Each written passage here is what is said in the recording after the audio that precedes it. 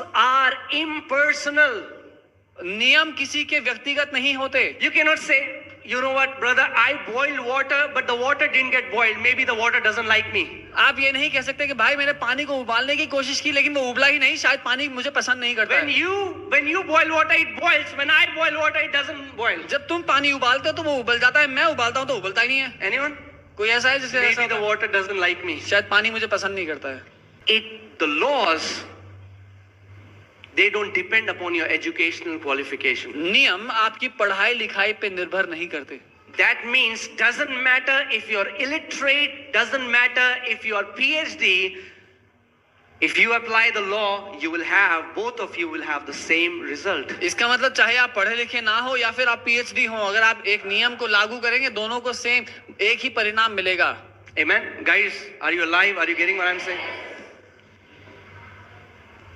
It's not mystery why it works for some and doesn't work for some. इसमें कोई रहस्य नहीं है कि कुछ के लिए वो काम क्यों करता है, कुछ के लिए नहीं करता है. So rather than blaming God for it, let us learn how we can apply the principle of faith in our lives. So परमेश्वर पे दोष लगाने की जगह हम लोग सीखते हैं कि हम इस सिद्धांत को, विश्वास के सिद्धांत को कैसे इस्तेमाल करें अपनी जिंदगी में. Amen.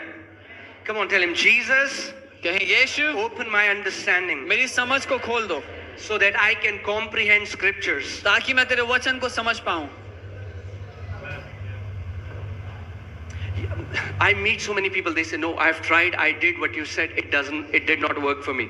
You've met. Yeah. मैं बहुत से लोगों को मिला जो कहते हैं कि मैंने कोशिश किया है लेकिन वो मेरे लिए काम नहीं करता. Have you met those people? आप मिले ऐसे लोग? I tried it, I did it does not work. बोलते हैं मैंने करके देख लिया, मेरे लिए काम नहीं करता है. Imagine you are a boss of a company. कल्पना कीजिए आप एक कंपनी का मालिक हैं. Okay. Can you imagine, guys?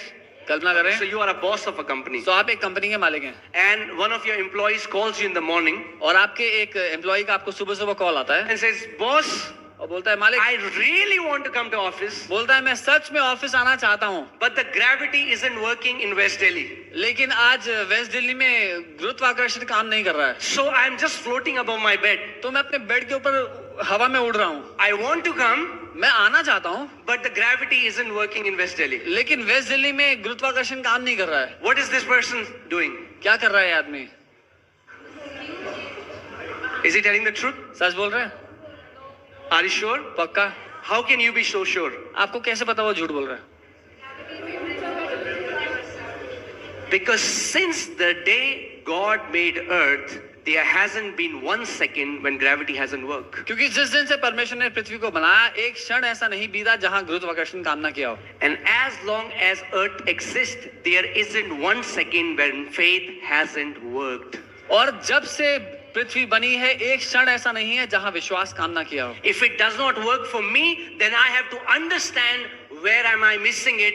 But from God's side, that principle is perfect and will always work. अगर वो मेरे लिए काम नहीं करता तो मुझे समझना है कि कहां दिक्कत है मेरी समझ में, क्योंकि परमेश्वर की ओर से वो एक सिद्धांत है जो हमेशा काम करेगा. God says in his word, he said, my people perish, they are destroyed because of the lack of knowledge. और परमेश्वर अपने वचन में कहता है मेरे लोग नाश होते जाते हैं क्योंकि उनको ज्ञान की कमी है. You know, one sad thing in the church is कलीसिया में दुख की बात यह है, people just want to come to church as spectators. कलीसिया में लोग केवल दर्शकों की तरह आना चाहते हैं.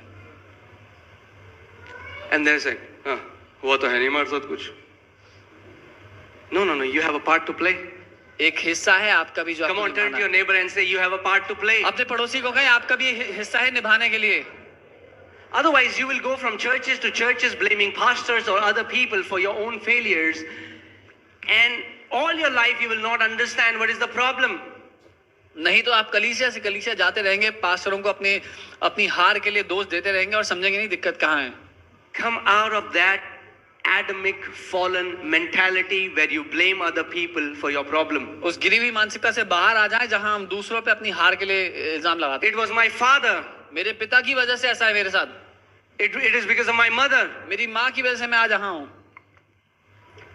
It is because of my girlfriend, she left me. मेरी गर्लफ्रेंड ने मुझे धोखा दे दिया इसलिए मैं यहाँ पे हूँ. I never had a good education. मेरी पढ़ाई लिखाई अच्छी नहीं थी इसलिए ऐसा हूँ. Oh, I was born in a geographical, place wherein blah blah blah. मैं एक ऐसी जगह पे पैदा हुआ जहाँ बहुत ही छोटी थी और वहाँ पे अच्छा नहीं था कुछ भी.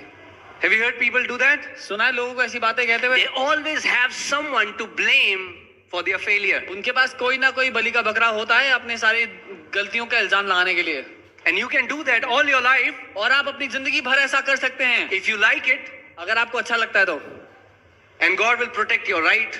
और प्रभु आपके उस हक को बचा कर रखेगा। You can do that, आप ऐसा कर सकते हैं, but you'll never live victorious. लेकिन कभी भी जयवंत जिंदगी नहीं जिएंगे फिर। And that's why I tell you that this church, take it as a training center where you learn how to walk victorious lives. और इसीलिए मैं कहता हूँ ये कलीसिया, आप इसको एक प्रशिक्षण का स्थान समझें जहां पर आप ये सीखते हैं कि जयवंत जिंदगी कैसे जीनी है। Amen, church. Are you getting what I'm saying? So we are seeing that a law cannot fail. तो आप समझते हैं कि एक नियम, एक सिद्धांत तोड़ा नहीं जा सकता। Yes, it can happen that I don't know how to apply the law. हाँ, ये हो सकता है कि मुझे समझ में नहीं आता इस सिद्धांत का इस्तेमाल कैसे करना है, But the law will not fail. लेकिन वो सिद्धांत कभी हारेगा नहीं। In the book of Isaiah chapter 5, Bible says, God is saying, my people have gone into captivity because they have no knowledge. यशायाह 5 में परमेश्वर का वचन कहता है, मेरे लोग बंधन में इसलिए पड़ गए क्योंकि उनके पास ज्ञान नहीं है। Because people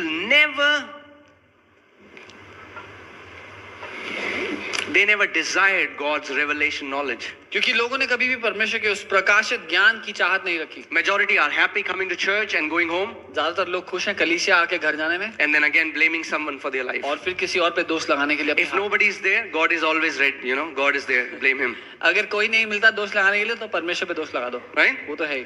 तूने हमारे साथ ऐसा क्यों किया? Right?